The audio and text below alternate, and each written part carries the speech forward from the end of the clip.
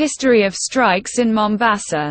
In labor history, there is a tendency to conceptualize strikes merely as episodic outbreak of conflict between labor and capital. From mid-1930s through to 1990s, Kenya was rocked by a wave of strikes that shocked the colonial state and the economy. Immediate cause of the strike was the Second World War, because the war had put people in motion. Mombasa's population doubled between 1939 and 1941, increasing from 55,068 to 100,450 workers were paid low wages. And a wave of complaints led to threats of a strike. The British created the Phillips Committee to investigate the workers' complaints.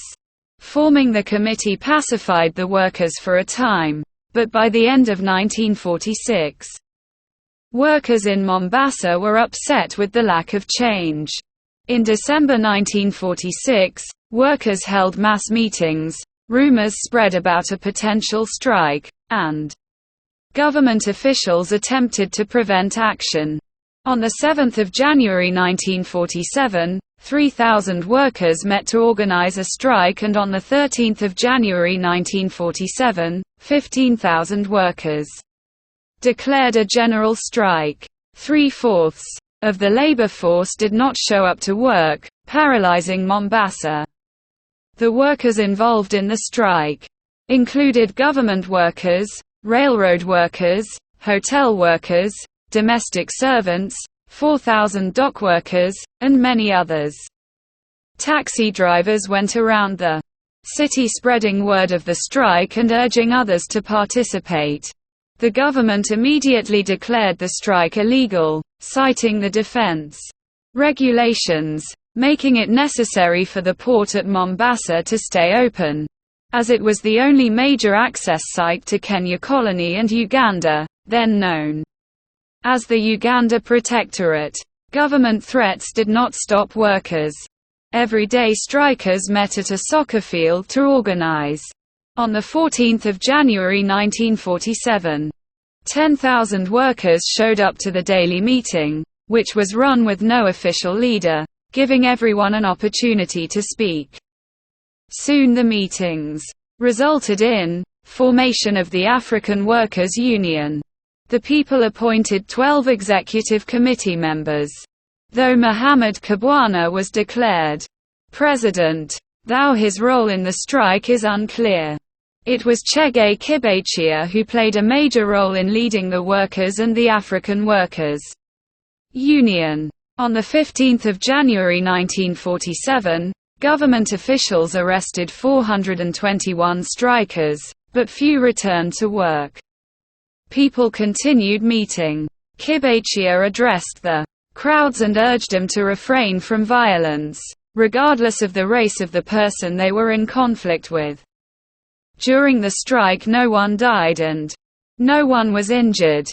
To note is that intimidation was used when barbers shaved the heads of 12 strikebreakers into strange shapes before a large crowd. One man, Henry Gibson Shadrach Harrison, assistant of Municipal African Affairs, claimed that he witnessed strike workers harassing people who were not striking to keep them from working.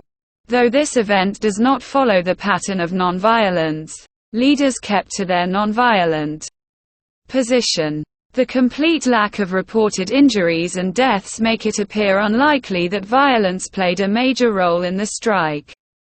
On 18 January 1947, Chege Kibachia published an article stating the motives of the strikers in the East African Standard.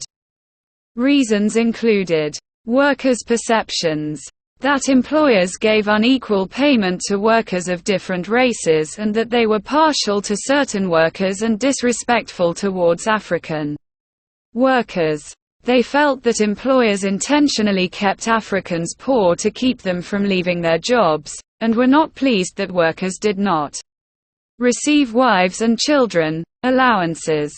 Additionally, they felt employers were not taking into consideration the current high cost of living in Mombasa. On 21 January 1947, Kibachia went in search of his former classmate, Eliud Wambu Mathu.